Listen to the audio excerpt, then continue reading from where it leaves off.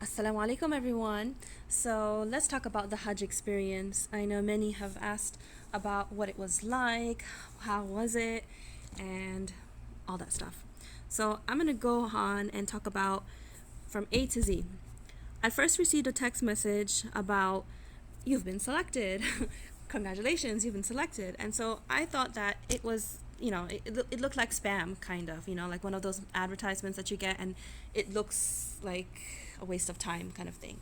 So I kind of ignored it because I don't really speak or know a lot of Arabic. I don't have much Arabic reading skills, and therefore, I don't really read it.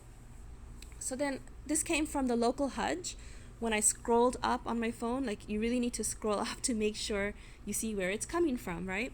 So when I scrolled up, I saw that it's from local Hajj or the Ministry of Hajj and all that stuff. And I was like, okay, this must be something really interesting. This must be exciting. Let's go see what it says. And it's all in Arabic. So I translated it in Google, and then it basically tells me that congratulations, you've been selected for Hajj. And I'm like, nah, that can't be. Something so nice and so big and so grand and so honorable could happen to me? Like, nah, can't be. So then I had one of our friends who is a native Arab speaker. And so he translated it, and he's like, no, no, no, this is real. Like, you really did get it. And he checked for me and everything. And I was like, are you sure? Like, I'm second guessing the whole thing because it's so grand. Come on. 1 in 60,000, we tried last year, and to be one amongst 10,000 is a big deal, but we are not healthcare workers, so we knew for sure we wouldn't be getting it. And so this year we're like, okay, we'll try, but you never know. And we tried, and apparently I got it. So I went on the non-Mahram package, and I have children, so we don't really want to leave our children with just anyone. So my husband has made Hajj before, and so we're like, okay, you know what? I could add him as a mahram. That's possible. That is an option, and I was able to, but again, we have small children, and they're a handful. So we're like, you know what? You watch them. Let me go on my vacation, Hajj vacation, and you can watch them, which is exactly what happened. So for one whole week, I literally had no kids. I literally saw not a single child below, like beneath the age of probably 18. Like literally, I didn't really see any people who were young. I didn't see any children. I didn't see any babies for one whole week. So yeah, it was a lovely kid-free environment for anybody who wants to experience a kid-free environment. Nonetheless, that's not the purpose of the whole Hajj experience, but that experience is there. So I get a text message. I go on and pay. They give you like about 3 days. I think I had about 3 days to pay and to select your choice and options and whatnot. So you have to do that, be ready to do that. Be ready to have the money available to make that payment. Now, I know other people, after talking to them, they said that they wanted, or they tried to add their family members who are also registered. Like, you have to first register initially before you get selected and all that stuff. So those who were selected, when they tried to add their family members, say their father or their mother or whatnot, they were not able to. They just couldn't. But for them, they were able to, and therefore they went. So as far as that goes, yeah, that's how I got it. So I paid, and we're like literally, I would say from the day I paid and I got my confirmation, I was so excited. It's like, in the movie Willy Wonka and the Chocolate Factory, and when the kid gets that golden ticket to go to the chocolate factory, that is literally how I felt. I was like, oh my God, I got that golden ticket to go to the House of Allah for Hajj. Now, I've been to Umrah before a few times, like several times, I would say. And but for Hajj, I've never gone, right? So to get that golden ticket or golden SMS, as we say, in this digital age, is like so exciting for me. I don't know about you, but for me, I'm really, really thrilled. I know for some people, if you're listening to this and you've already gone to Hajj, you might be like, oh, this is boring. This is, like not so exciting. But you know what? For the person who's never gone to Hajj before, it's really, really exciting. And it's just, there aren't enough words to describe the thrill of how amazing this is. So anyways, moving on. So I prepare and I pack, and you know, each day or every other day they send you a message about, you know, preparing you, kind of guiding you, and, you know, things to do before you arrive.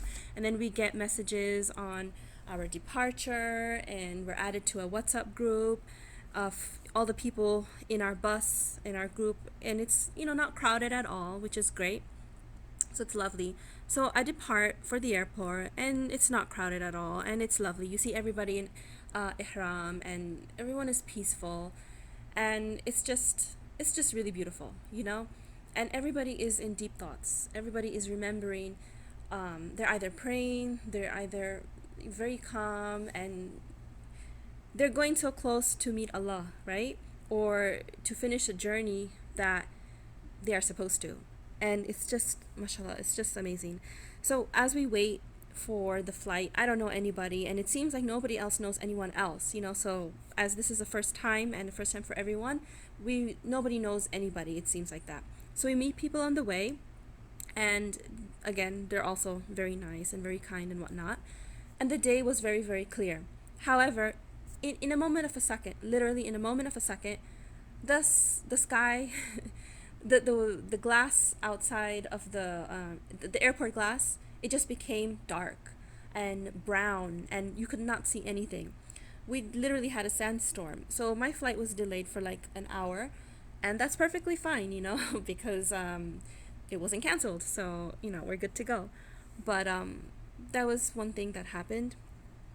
So anyways, in the plane, it's like a really big Boeing plane carrying about like 700 passengers, and all these people are going for the same purpose. We're all making Hajj. We are all literally the chosen ones, as I call it. And it's just really peaceful, subhanallah. And you know, when the captain or the pilot, he says, okay, we're about to cross the miqat in about 30 minutes, it's like everybody kind of gets ready. Like, we already have done our preparations and whatnot from home. We've spoken to our families and all that stuff. But when you get closer and closer, it's like your heart kind of trembles, you know? Because it's like you're getting closer to each and every step of this ritual and this journey, and you're actually making it, you know? Not everybody gets to make or complete a journey. One of the lectures that we listened to, and she's a scholar, and she basically said that, you know, just because you're one of the 60,000, don't think that you're all that special. Like, I'm just paraphrasing it. She said that, yeah, you are special, okay, but don't think that this is it, right? There are people who come and then they don't even get to finish the Hajj, you know? So you should always be grateful, and always think of Allah, and always remember Him, and always say astaghfar and all that stuff. So yeah, so that's that. So then we go on to arrive, and once again, it's beautiful. Jeddah airport is really beautiful. We landed in, I think it's the Hajj terminal. I don't even remember, but no, it's not the Hajj terminal actually. It's the domestic terminal, and it's really nice. There's like a fish tank, really massive fish tank, and it's really beautiful. So we walk towards the buses. We see everyone else. We get these really cool masks from Saudi Airlines, and we refreshen up before we get onto the bus, because from the bus we're going straight to the Haram to make the first Tawaf, right? And it's hot.